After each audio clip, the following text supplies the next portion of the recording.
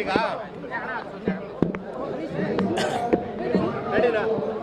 ಅಯೋಧ್ಯೆಯಲ್ಲಿ ನಮ್ಮ ಕರ್ನಾಟಕ ಭವನ ಏನಾದರೂ ಕಟ್ಟಕ್ಕೆ ಯೋಜನೆ ಹಾಕಿದ್ದಾರೆ, ಎಷ್ಟು ಅನುದಾನ ಇಡ್ತಾರೆ ಯೋಜನೆ ಇಲಾಖೆ? ಅಯೋಧ್ಯೆಯಲ್ಲಿ ಹಿಂದೆ ಬೊಮ್ಮಾಯಿ ಅವರಿದ್ದಾಗಲೇ ಪತ್ರ ಬರೆದಿದ್ರು. ನಾನು ಮಂತ್ರಿ ಆದಮೇಲೆ ನಾನು ಕೂಡ ಪತ್ರ ಬರೆದೆ, ಜಾಗ ಕೊಡಿ ಅಂತ. ಕೊಟ್ಟಿಲ್ಲ. ಕೊಟ್ಟರೆ ಮಾಡೋಣ, ಇನ್ನೂ ಕೊಟ್ಟಿಲ್ಲ. ಪತ್ರ ಕೊಟ್ಟಿದ್ದೀವಿ. ಅವರು ನಮಗೆ ಇನ್ನು ಸೈಟು ಕೊಡ್ತಿಲ್ಲ ಅಂತ ಇನ್ನೂ ಏನೂ ಹೇಳಿಲ್ಲ. ಈಗ ರಾಜಕೀಯ ಬೆಳವಣಿಗೆಗಳ ಬಗ್ಗೆ ಬಂದರೆ ಇಂಡಿಯಾ ಒಕ್ಕೂಟ ಆರಂಭದಲ್ಲಿ ಅಪಸ್ವರ ಕೇಳಿ ಬರ್ತಾ ಇರುವಂಥದ್ದು, ಮಮತಾ ಬ್ಯಾನರ್ಜಿ ಚುನಾವಣೆಗೆ ಮುನ್ನ ಮೈತ್ರಿ ಅವಶ್ಯಕತೆ ಇಲ್ಲ ನಂತರ ಅಂತಿದ್ದಾರೆ. ಏನು ಹೇಳಕ್ಕೆ ಬಯಸ್ತೀರಿ? ಅದೆಲ್ಲ ರಾಷ್ಟ್ರ ಮಟ್ಟದ ನಾಯಕರು ಮಾತಾಡ್ಕೊಳ್ತಾರೆ. ನಮ್ಮ ಖರ್ಗೆ ಅವರಿದ್ದಾರೆ, ತಾವು ಪಕ್ಷದ ಹಿರಿಯ ಮುಖಂಡರು. ಇಲ್ಲಿ ಇದು ಸ್ಟೇಟ್ ಲೆವೆಲ್ ಆದರೆ ನಾನು ಮಾತಾಡ್ಬೋದು. ರಾಷ್ಟ್ರ ಮಟ್ಟದ್ದಲ್ವಾ, ರಾಷ್ಟ್ರ ಮಟ್ಟದ ಮುಖಂಡರು ಮಾತಾಡ್ಕೊಳ್ತಾರೆ. ಒಂದು ವೇಳೆ ಅಯೋಧ್ಯೆಯಲ್ಲಿ ಭೂಮಿ ಕೊಡೋಕೆ ಅವರೇನಾದರೂ ಲೇಟ್ ಮಾಡಿದ್ರೆ ಏನಾದರೂ ಖರೀದಿಗೆ ಏನಾದರೂ ಪ್ರೊಸೆಸ್ ಒಂದು ಕೊಟ್ಟಿದ್ದೀವಿ, ಕೊಡ್ತಾರೆ, ಅವರು ಕೊಡ್ತಾರೆ. ಎಷ್ಟು ಎಕರೆ ರೆಡಿ ಮಾಡಿ? 4 ಎಕರೆ. ನೀಲ್ ನಕ್ಷೆ ಏನಾದರೂ ಹಾಕ್ಕೊಂಡಿದ್ದೀರಾ? ಕೊಡಲಿ ಅವ್ರ ಜಾಗ, ಆಮೇಲೆ ಹಾಕ್ಕೊಳ್ಳೋಣ. ನಿನ್ನೆ ಒಂದು ಇಶ್ಯೂ ಆಯಿತು, ಈ ಮುಜರಾಯಿ ಇಲಾಖೆಯಿಂದ ಕೆಲವು ದೇವಸ್ಥಾನಗಳಲ್ಲಿ ಆದಾಯ ಗಣನೀಯ ಕಡಿಮೆ. ಅಯ್ಯೋ, ಅದೆಲ್ಲ ಸುಳ್ಳಪ್ಪ, ಅದೆಲ್ಲ ಫಾಲ್ಸ್ ಅಲಿಗೇಷನ್ನು.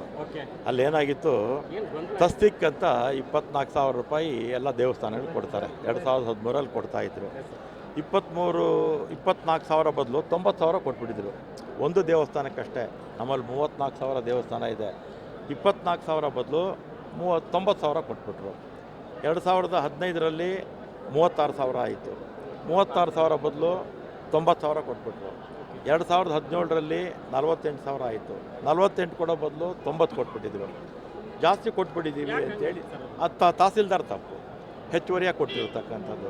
ಇಡೀ ರಾಜ್ಯದಲ್ಲಿ ಎಲ್ಲರಿಗೂ 24,000 ಕೊಟ್ಟಿದ್ದು, ಅವರೊಬ್ಬರು ಮಾತ್ರ 90,000 ಕೊಟ್ಟಿದ್ದರು.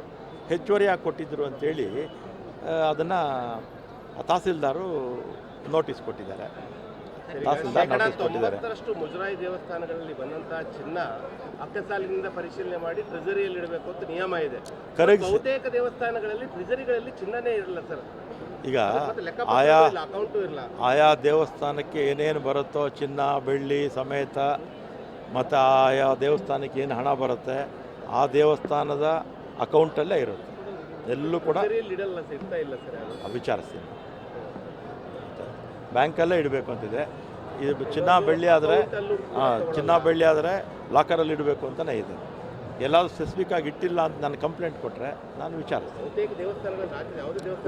ಕಮಿಷನರ್ಗೆ ಕೇಳ್ತೀನಿ.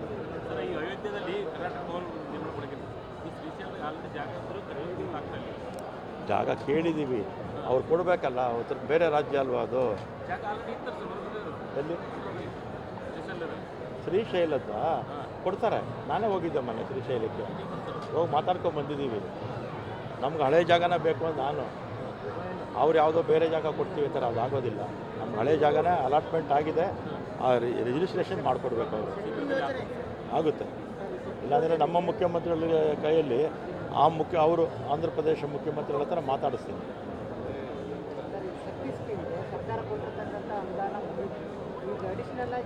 ಅಡಿಷ್ನಲ್ಲು ನಮಗೆ 1,600 ಕೋಟಿ ಈ ರೀಅಪ್ರೋಪ್ರಿಯೇಷನಲ್ಲಿ ಕೊಡ್ತಾರೆ ಮುಖ್ಯಮಂತ್ರಿಗಳು.